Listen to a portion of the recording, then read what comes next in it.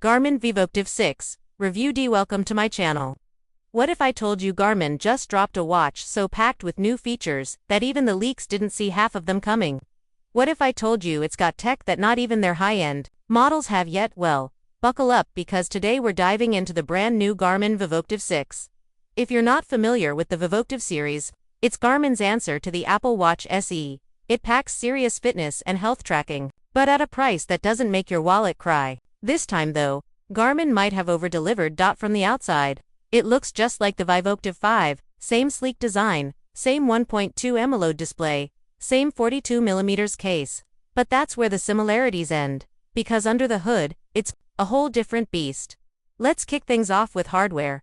Even though it looks familiar, there are some solid changes. The display is brighter. Garmin won't tell us the nit value, seriously, why not? But it's noticeably brighter.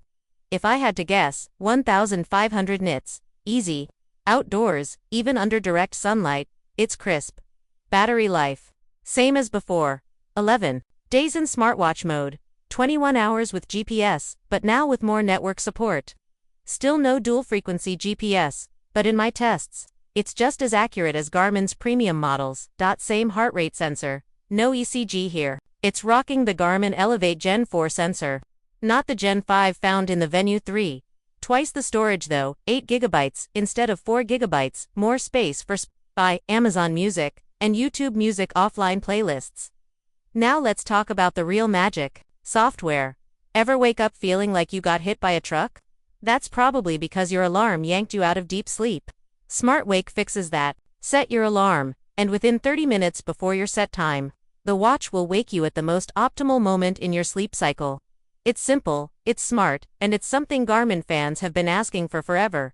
Garmin has had daily, suggested workouts for running and cycling, but now walking gets its own too. Open the walk mode and boom, you'll get a recommended interval workout. This is perfect for those trying to stay active but not necessarily hitting intense training sessions. Garmin has straight up gifted us with breadcrumb trail navigation on this watch. This is a first for the Vivoactive lineup, and something that even the more expensive Venue 3 doesn't have. Plan a route, sync it, and your watch will guide you turn by turn. No full-color maps, but waypoint support is here, meaning you'll know exactly how far you are from key points like water stops or rest areas. This is a game-changer for hikers and runners alike. Want to PR your next race? PacePro is here. Load up a race course, set your goal time, and let PacePro calculate your ideal splits. Faster on downhills, slower on uphills, it's like having a coach right on your wrist guiding your pace the entire way. Garmin used to require a separate foot pod or chest strap to track running power and dynamics. Not anymore. Now it's all done on the watch. You'll see real-time metrics like vertical oscillation, ground contact time, stride length, power output. More data equals smarter training. And the fact that this is in a mid-tier watch. Mind-blowing. This watch doesn't just do running and walking. It has over 50 new sport profiles. Pilates, check. HIIT. Yep, snowboarding. Absolutely.